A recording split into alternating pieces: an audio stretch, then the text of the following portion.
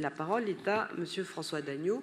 Monsieur le maire, pour 2 minutes. Madame la maire, mes chers collègues, traversé par plusieurs axes majeurs reliant Paris à sa périphérie, le 19e arrondissement subit au quotidien un trafic de transit encore trop important, source de pollution, de nuisances et d'insécurité routière pour ses habitants.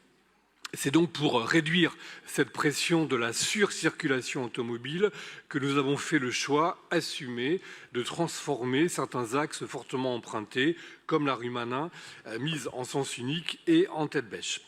Ces aménagements ambitieux et jugés radicaux par les promoteurs d'une ville 100% voiture ont cependant mis en lumière certaines difficultés rencontrées par les professionnels de santé mobiles.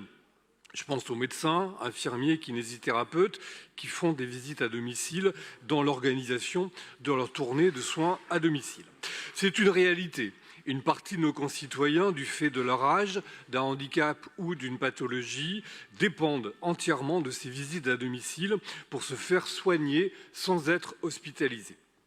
Ces professionnels, et je veux les saluer et les remercier, jouent donc un rôle essentiel pour garantir l'accès aux soins de proximité, en particulier pour les habitants les plus fragiles.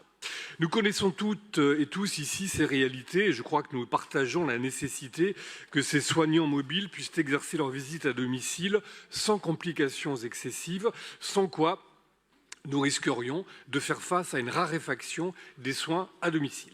Il nous revient donc de trouver les moyens de concilier nos différentes politiques publiques, de réduction de la pression du trafic de transit et d'accès aux soins à domicile, notamment en faveur des personnes en situation de dépendance.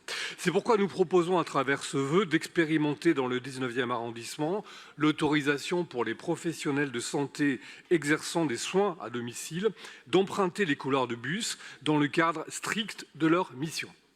Cette mesure concernerait un nombre limité de véhicules clairement identifiables puisque d'ores et déjà déclarés auprès de la ville par ces professionnels qui bénéficient de la carte de stationnement soignant à domicile et ne remettrait donc nullement en cause nos objectifs de réduction du trafic de transit. À titre d'exemple, le 19e arrondissement, selon l'ARS, dénombre 175 kinésithérapeutes et 126 infirmières et infirmiers, principale profession exerçant des soins à domicile. Ce vœu cherche donc simplement à concilier nos engagements de santé publique et nos engagements écologiques. Je vous remercie.